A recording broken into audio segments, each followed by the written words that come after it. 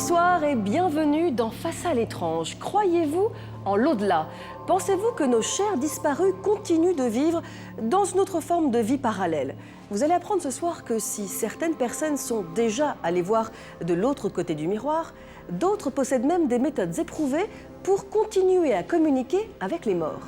Ce soir, place à des témoignages bouleversants qui pourraient bien vous faire définitivement changer d'avis sur la question qui nous habite tous. Y a-t-il une vie après la mort? Nos disparus nous parlent-ils? Veillent-ils sur nous comme des anges gardiens? Si certaines personnes prétendent pouvoir entrer en contact avec les morts, réussissent-elles vraiment à communiquer avec eux? J'ai eu comme l'impression d'entendre la voix de Mathieu dans ma tête. Reportage sur ces messages troublants qu'ils nous transmettent de l'au-delà. Un organe transplanté peut-il transmettre la mémoire de son ancien propriétaire? Des personnes décédées peuvent-elles continuer à vivre dans d'autres corps au travers de leurs organes? Enquête sur ces témoignages troublants des personnes greffées qui se sentent habitées par leurs donneurs défunts. Y a-t-il une vie après la mort? Près d'un quart des personnes ayant vu la mort de près racontent la même histoire. Un long tunnel avec une lumière au bout. Alors comment expliquer cette aventure commune à des dizaines de millions de personnes dans le monde? Pensez-vous que nos chers disparus restent quelque part près de nous à surveiller nos existences? La question nous concerne tous. Si certains médiums prétendent pouvoir nous aider à garder le contact avec nos morts, doit-on en déduire qu'il existe une forme de vie parallèle dans l'au-delà? Les expériences étranges que vous allez voir ce soir prouvent bien que la grande question, vieille de plusieurs siècles, reste toujours d'actualité. Y a-t-il une vie après la mort? Tendez l'oreille et suivez les indices. Recevoir des messages de ceux qui ne sont plus en vie. Quand un proche disparaît, la douleur est si grande que certains refusent de couper les ponts. J'ai eu comme l'impression d'entendre la voix de Mathieu dans ma tête, de me dire papa, je suis pour rien à l'accident, il y a quelque chose, il faut que tu cherches, il y a quelque chose. Pour établir le contact, il y a les médiums spécialistes de la question. C'est une collègue décédée. Voilà, vous attendez pas à elle, hein? Non. D'autres s'en remettent à l'écriture automatique. D'autres encore captent directement les signes de l'au-delà avec un magnétophone ou un ordinateur. Pour communiquer avec les morts, tous les moyens sont bons, même les plus modernes. J'ai pas envie, de l'autre côté, qu'on vienne me voir, qu'on me dise « Alors, qui c'est qui avait raison ?» Et en même temps... Entre la vie sur Terre et l'au-delà, la frontière ne serait pas étanche. Elle laisserait passer la voix des disparus. Certains d'entre nous seraient capables de la décrypter.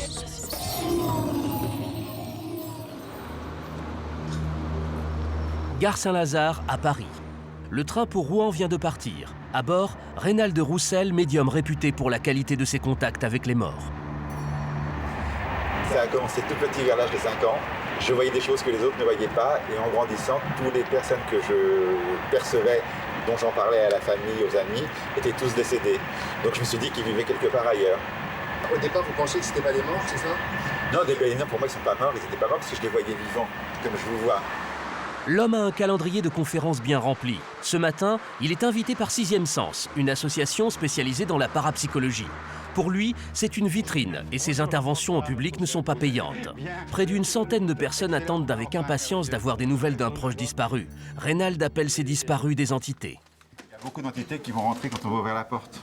Ça, vous le sentez déjà? Ça, je le sens déjà, oui. Comment vous rencontrez en contact avec ces entités? Je ne sais pas, c'est eux qui vont me taper sur l'épaule en me disant « On est là, faut me prendre ». Vous allez pouvoir poser sur la table une seule photo par famille ou par personne, des photos de personnes. Il n'a aucune information sur les disparus. Il n'a jamais vu non plus les photos. Là, je vais aller me concentrer pour être en contact, que ce soit clair, pas parasité, de façon à ce que ça passe bien.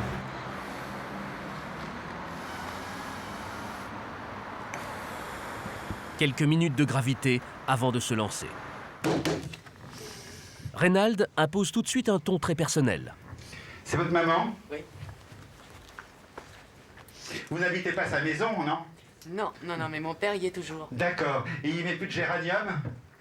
Oh, mais il fait ce qu'il peut pour... Parce que votre maman, à son époque, elle mettait beaucoup de géranium. Oui, Hein. toujours Tenez, je vous la rends, hein. Voilà. Parce qu'il me dit ma maison, elle me dit ma maison, faut la fleurir pour qu'il y ait de la lumière là. Hein. Oui, Hein, voilà. Et elle me dit ça avec un petit air énergique. Elle était énergique, hein. Oui. Cathy, Cani, c'est vous? Oui. D'accord, voilà. Elle me dit, je te sers pas encore d'ange gardien, mais je te protège beaucoup. Vous lui parlez encore? Oui, je suis Parce qu'elle me dit, tu m'en dis des choses, hein. Elle dit, mais je peux pas répondre à tout. Bah oui, je parle souvent, oui, je vais donner rendez-vous pour aujourd'hui aussi. D'accord. Est-ce que vous avez mal à une cheville? Pas spécialement, non. À un pied? J'ai un pied qui m'a fait un petit peu souffrir, oui. Alors, il faut surveiller, je pense que c'est articulaire seulement, d'accord? D'accord. Légèreté du ton, mais précision dans les questions. Vous connaissez une Colette décédée? Parce qu'elle fait voir des fers à repasser en fonte, comme il y avait dans le temps, des choses comme ça. Mais c'est quand c'était quand elle était... Elle est là, d'accord? Ah, super. Voilà, vous attendez pas à elle, hein? Non. Elle me dit, j'ai un peu de difficulté à me manifester, hein. Elle me dit, c'est si difficile de donner les choses comme ça. Voilà. Il y a le prénom de Jacques qui va avec, hein. Ah oui. Oui. Tout à fait, c'est son fils. Encore une fois, Reynald fait mouche. Puis il choisit une nouvelle photo, celle d'un jeune homme. Dans le public, les parents sont là. On m'a posé un monsieur avec un jeune homme avec une casquette sur la tête et un petit truc à l'œil là. C'est récent son départ. Alors levez la main à une seule personne que je m'adresse, que je prenne la vibration. La maman, allez hop. Vous êtes la maman? Oui. D'accord, voilà. Moment difficile pour le père, puis cette question. Il y a eu une enquête policière après? Oui. Alors le papa il pleure et ça va me couper un petit peu. Ouais. Enfin ça me coupe pas moi, ça le coupe lui. Hein. C'est fini le truc policier ou pas là? C'est pas terminé encore. C'est pas terminé. Ah. Et il me parle comme tous les jeunes. Alors il me dit pas c'est un beau bordel parce que il me le dit en verlan à l'envers, c'est voilà, c'est un gros foutoir l'enquête, hein, d'accord. Vous êtes la fiancée, la sœur? Je vais vous le dire, il faut le prendre gentiment, d'accord? Vous êtes un peu dur avec vos parents? C'est mon caractère. Voilà. Il me dit il faut être gentil avec les parents, d'accord? Ils ont tellement de douleurs, tellement de malheurs. Il me dit il faut être doux. En douceur. Mais il dit, je te dis ça, mais c'est de l'amour, je te le dis pour de l'amour. Vous habitez en Normandie, dans une ville qui finit par Ville ou un nom comme ça? Non, il est décédé à Fromenil. Ah voilà, d'accord, ok. Et vous allez encore sur le lieu? Oui. Et vous y allez pour, par douleur, parce que c'est là que ça s'est passé? Ou pour enquêter? Non, pas pour enquêter. Voilà, voilà. Parce qu'il me dit, vous pouvez y aller, mais si ça vous fait du mal, c'est pas nécessaire de y aller. Il dit, c'est pas là que je suis, c'est chez vous. Voilà. Qui est Fred? C'est le surnom d'un copain. D'accord. Il s'appelait toujours Omar et Fred. Vous le voyez, ce Fred? Oui. D'accord. Il me dit qu'il faut qu'il soit sage, qu'il soit prudent. D'accord. Voilà, je m'arrête. Merci à vous d'être venus. Merci à 6e Sens de m'avoir reçu. Et peut-être à... L'assistance semble conquise. L'objectif est atteint. Ça sert à ouvrir l'esprit, de se dire que le jour où vous vivrez un deuil, si jamais vous avez entendu parler de ces choses-là et que vous recevez un message, votre souffrance, elle sera un petit peu apaisée. Elle ne sera pas guérie, elle sera un petit peu apaisée. Ça sert uniquement à ça. 3 semaines après leur rencontre avec Reynald Roussel, Christophe Boulan et son épouse sont encore bouleversés. Le message délivré par le médium reste gravé dans leur mémoire. D'entrée de jeu, il nous a parlé de l'accident de Mathieu, en nous disant que l'enquête, le procès, enfin, tout ce qui tournait autour de l'accident de Mathieu, c'était, en langage de jeunes, le bordel. Il avait parlé de procès avant? Ah, pas du tout. On n'a pas du tout discuté avec lui avant de quoi que ce soit. Donc il a vu juste? Il a vu juste. Il avait vu juste au niveau de l'accident, au niveau de tout ce qui tourne autour de l'accident. Mathieu était sur son vélo, il se rendait chez des copains pour faire la fête. Et il y a une voiture qui est arrivée derrière et qui l'a percuté. Voilà. Donc après, nous on nous a appelés pour nous annoncer que Mathieu était décédé. Mais tout de suite après, quand j'ai été voir Mathieu la première fois au funérarium, j'ai eu comme l'impression d'entendre la voix de Mathieu dans ma tête, me dire « Papa, je suis pour rien à l'accident, il y a quelque chose, il faut que tu cherches, il y a quelque chose. » Depuis l'accident de son fils, Christophe n'a de cesse de reconstituer les événements. L'enquête va révéler que la personne qui s'est présentée au moment des faits comme le conducteur était en fait le passager. Le vrai conducteur était ivre. Mais l'enquête piétine encore, ce qui l'empêche de faire le deuil. Christophe veut donc aller plus loin. Son expérience avec Reynald Roussel l'a convaincu de poursuivre ses contacts avec l'au-delà. Il décide avec sa femme de consulter un second médium. Parce que moi j'attends aussi de la rencontre là, peut-être plus d'éléments. Là où Mathieu est, j'espère qu'il peut voir certaines choses, donc nous éclaircir pourquoi l'affaire est étouffée. Et puis oui, bien sûr, nous dire comment il évolue sur l'autre rive. Moi j'appelle toujours l'autre rive parce qu'ils sont juste à côté de nous, même si on ne les voit pas. Oui, bonjour. Voilà. Ils ne l'ont jamais vue. Elle ne sait rien du drame familial. Ils ne seront pas déçus. Voilà. Donc tenez, mettez-vous ici, puis là, selon votre convenance. Asseyez-vous, mettez-vous à l'aise. Bien, alors vous me donnez une photo récente, s'il vous plaît, de vous. Je dois dire que je ne reçois jamais 2 personnes en même temps. Donc c'est assez exceptionnel parce que je prends les gens un par un en général. Parce que les vibrations des personnes, étant donné que j'agis avec les vibrations, sont différentes des uns et des autres. Les deux là. Vous n'avez pas une photo où vous êtes sans lunettes? Lunettes de soleil. Moi, je vous explique, je fais du dédoublement à travers les yeux des gens. Et plus les photos sont récentes, et mieux c'est. Parce que c'est différent, j'ai ma façon de travailler. Et vous me donnez aussi des photos de décédés.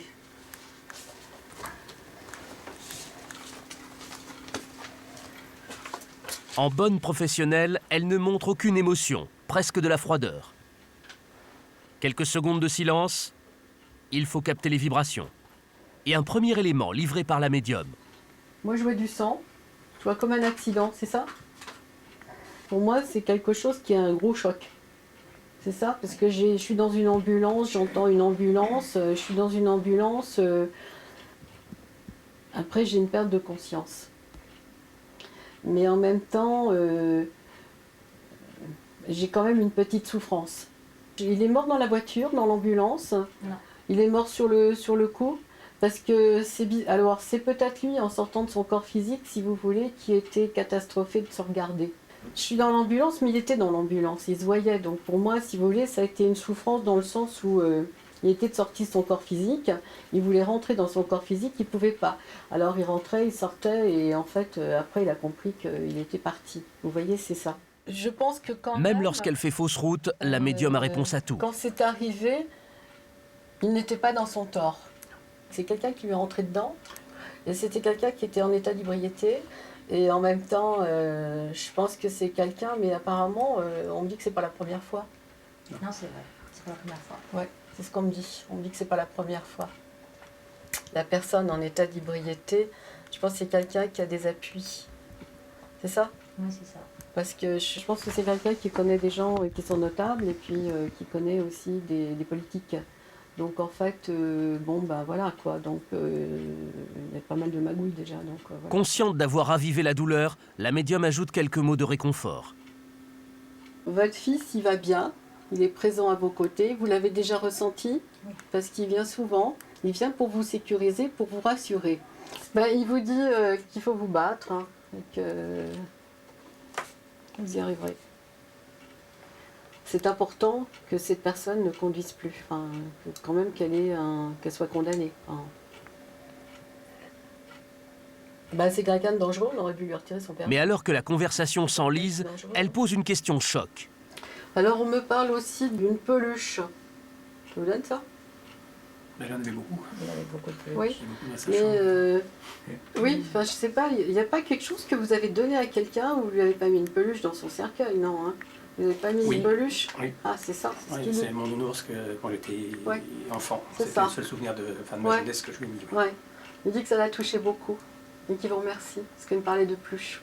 Donc merci pour le nounours, ouais c'est ça. Mhm.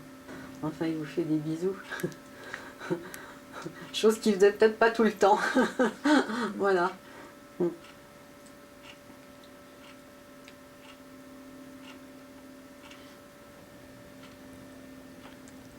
Je vais bien.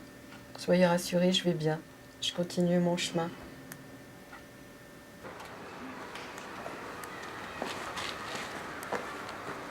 L'histoire du nounours, ça vous a touché? Ah oui, oui, oui. Bah oui, ça c'est. Mon nounours, c'était mon nounours que j'avais. C'était la seule chose qui me restait de ma jeunesse, quoi. Donc c'était le seul lien qui m'a ramené à ma jeunesse.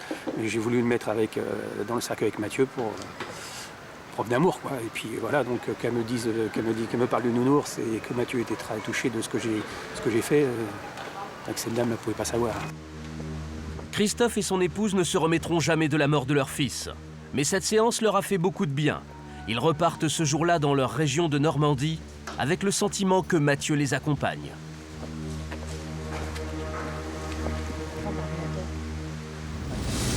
Cette volonté de garder le contact avec un disparu ne date pas d'hier. Au XIXe siècle, le spiritisme a même connu ses heures de gloire grâce à un homme, Allan Kardec. Près de 150 ans après sa mort, il reste vénéré dans le monde entier. Sa tombe au Père-Lachaise est d'ailleurs l'une des plus visitées. il a quand même monté la dragée haute, on va dire, au XIXe siècle, par rapport à l'Église qui était contre, par rapport à la science, par rapport aux médias, et il a démontré quand même que ce n'est plus un jeu, que c'était véritablement la manifestation d'une nature qu'on ne comprend pas encore bien. Donc à ce titre, il est resté très important. Dans un de ses livres, Kardec a même été le premier à évoquer la capacité des morts à communiquer sans l'aide d'un médium, mais via divers outils. C'est la fameuse transcommunication instrumentale. Dans une des questions sur le livre des esprits, il est question de la transcommunication. Donc on ne peut pas faire l'impasse entre le spiritisme et la transcommunication instrumentale, qui est une évolution, en fin de compte, des possibilités de communication du monde spirituel. La transcommunication instrumentale, appelée TCI par les spécialistes, ne s'explique pas. Elle s'expérimente. Ces passionnés de spiritisme se retrouvent 2 fois par semaine en banlieue nord de Paris. Dans le grenier aménagé de l'un d'entre eux, ils ont bricolé un laboratoire très spécial. Voilà les gars. On est où, Joël? Alors là, nous sommes dans l'atelier de transcommunication de l'IFRES. Et voici ce qu'on appelle le module, qui est un ensemble d'appareils audiovisuels. Ici, nous recherchons le meilleur moyen de capter des images et des sons en provenance de ce que nous appelons l'au-delà, le monde spirituel, ou un univers parallèle. On donnera les mots et les noms que l'on veut. Voilà, donc là, un projecteur, un écran et un laser censé véhiculer les communications venues de l'au-delà. Tout le reste, il y a le laser qui va s'initialiser et puis qui va projeter une lumière aléatoire sur l'écran translucide. Avec un peu de chance, des images de personnes disparues apparaîtront bientôt sur cet écran. Ici, vous avez le support sonore qu'on va mettre en sourdine. Ok. Regarde, c'est au niveau du retour de l'enregistrement audio, ça gueule pas trop. Non, je pense pas. Test. On essaye d'enregistrer donc les images pendant l'expérimentation pour voir si on arrive à obtenir des images d'esprit. Et en même temps, on enregistre sur l'autre ordinateur le son de l'expérimentation pour voir, pareil, si on arrive à obtenir quelques voix. Les utilisateurs affirment que les esprits les ont aidés à fabriquer la machine. Depuis l'au-delà, ils auraient servi de conseillers techniques. Mais il faut encore perfectionner le dispositif. Le souhait, ça serait d'arriver à obtenir des résultats tels que discuter avec eux en direct. Ça serait de pouvoir construire une machine, on va dire, sur laquelle les esprits pourraient venir se communiquer et avec laquelle le grand-père, la grand-mère pourraient venir parler avec son petit-fils, sa petite-fille ou son fils, sa fille. Tout le monde est OK? On essaye? Allez, c'est parti. C'est parti. Nous avons besoin de vous, amis spirituels. Nous avons besoin que vous vous manifestiez maintenant dans cette maison, dans cet endroit, que vous utilisiez la machine qui est autour de nous, qui est à côté de nous, toutes ces lumières, toutes ces variations. Tous espèrent apercevoir un visage se profiler au fil des images vidéo. Pour un non-initié, c'est loin d'être évident. Joël, lui, est très satisfait. Voilà, donc ici, on voit très bien un visage qui apparaît, qu'on n'arrive pas à contraster, enfin très bien. Pour nous, il est très bien, il reste en... Avec modération. Mais ce qui est intéressant, c'est que quand on joue sur les contrastes, on s'aperçoit qu'il y a comme une apparition. Il faut vraiment un regard aiguisé par des années de pratique pour y voir clair. En 10 ans, Joël aurait capté des centaines de visages. Regarde cette brune. Voilà, où là on enregistre, donc là c'est image par image, et d'un seul coup, on voit ici, et quand on contraste l'image, voilà, ça ressort, on voit très bien un visage. Ouais.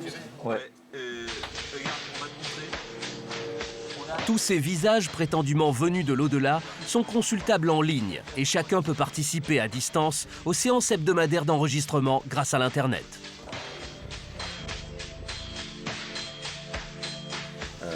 L'objectif, c'est d'essayer d'interpeller les gens. La preuve, on l'aura tous un jour. Soit tout tout ça, c'est quelque chose de vrai, et le jour où on va mourir, on verra qu'après, il y a quelque chose. Soit tout ça, c'est des conneries, et à ce moment-là, il n'y aura rien, et puis c'est tout. Moi, j'ai pas envie, de l'autre côté, qu'on vienne me voir, qu'on me dise « Alors, qui c'est qui avait raison ?» Je prends moins de risques aujourd'hui à me dire que la survivance existe. Et si réellement elle existe, il faut qu'on essaie de changer aujourd'hui notre façon de nous comporter.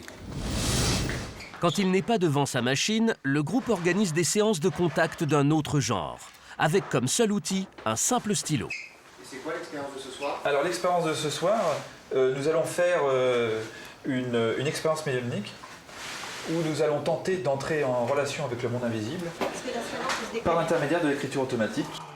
Dans l'écriture automatique, les mots sont directement dictés par l'esprit du mort. Celui qui tient le stylo au bout de la table est en quelque sorte le secrétaire du défunt. Bien là, on va tout simplement faire notre expérience médiumnique. Je vais moi tenter tout simplement, moi je dis de m'endormir.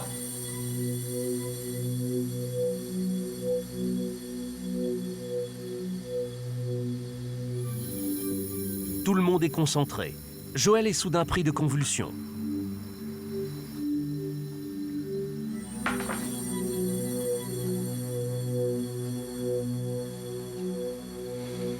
Plongé dans un état second, il se met brusquement à noircir des feuilles de papier.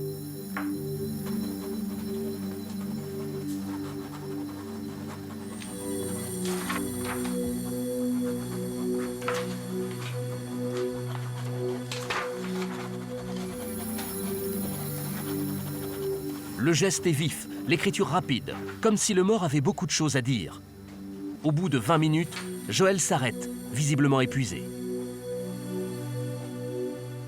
Je me sens, j'ai un petit peu la tête qui tourne. Et un petit peu comme...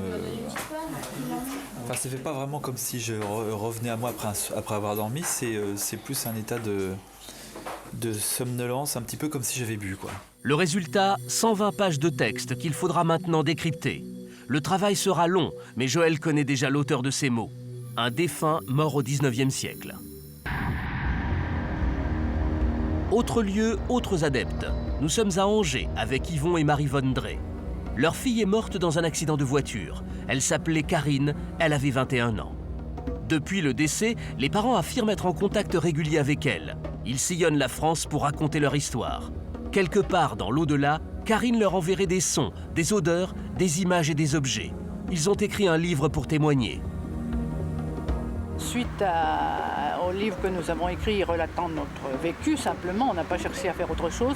On a reçu vraiment des milliers de lettres, ça suffit vraiment par milliers de personnes qui veulent être au courant, qui veulent savoir et qui nous disent elles-mêmes avoir des manifestations et des choses qui leur arrivent, mais qui n'arrivent pas à les expliquer, à les exprimer.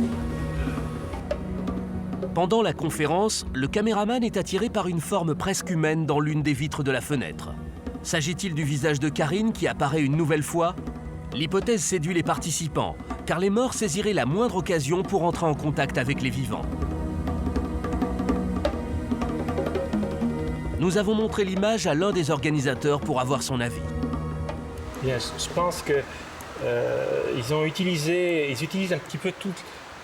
C'est un signe, ça, ou pas? C'est un signe. C'est sûr?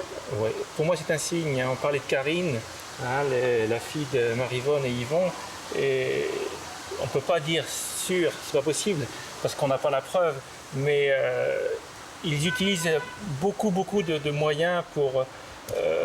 tous les moyens sont bons pour se manifester. Nous avons superposé l'image du reflet avec une photo de Karine. Le résultat est pour certains un signe fort de l'au-delà.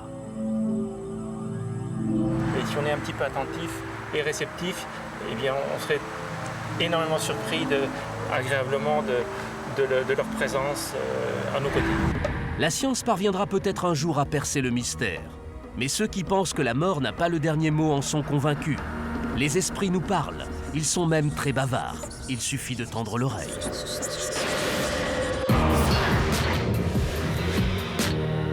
Avec nous ce soir, pour continuer à chercher une réponse à cette question, y a-t-il une vie après la mort? Je reçois Jean-Pierre Girard. Bonsoir Jean-Pierre Girard, merci d'avoir répondu à mon invitation. Vous êtes chercheur en physique quantique et en neurosciences, un chercheur qui n'est pas très conventionnel, hein, parce que vous vous intéressez au paranormal et à l'au-delà. On va revenir sur le sujet que nous venons de voir. Vous, votre première rencontre avec le paranormal en tant que scientifique, racontez-moi comment ça s'est passé. Un jour, je suis invité à donner une conférence sur la parapsychologie.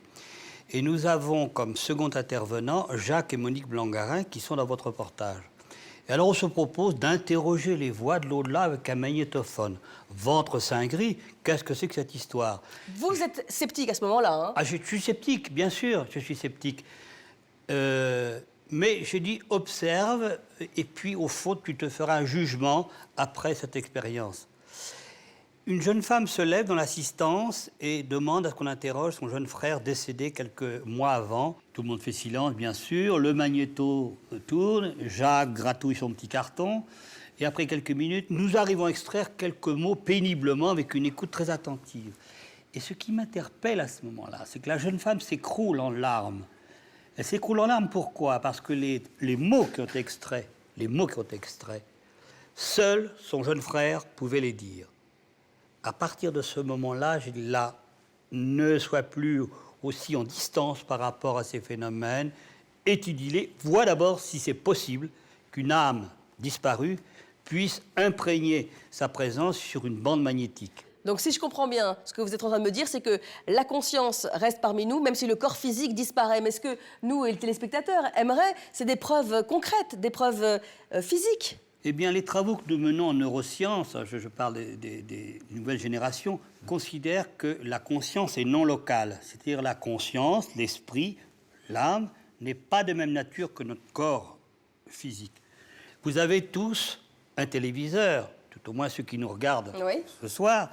Est-ce que c'est dans le téléviseur que Valérie Benaïm est intégrée et Jean-Pierre Girard sont dans les tubes, dans les plasmas ou le LCD? Non. Vous cassez votre poste de télévision, vous ne l'avez pas fait exprès, ben votre émission va continuer à se diffuser dans d'autres téléviseurs. Comment est-ce que vous expliquez que l'ensemble de la communauté scientifique reste encore extrêmement circonspecte et que la grande majorité des scientifiques ne vous suit pas pour l'instant, en tout cas?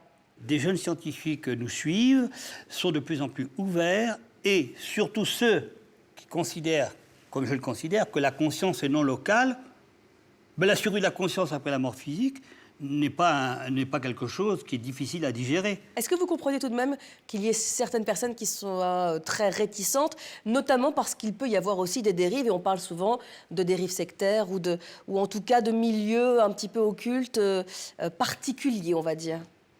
Ben c'est bien là le problème, parce qu'on évoque médium, spiritisme, table qui tourne.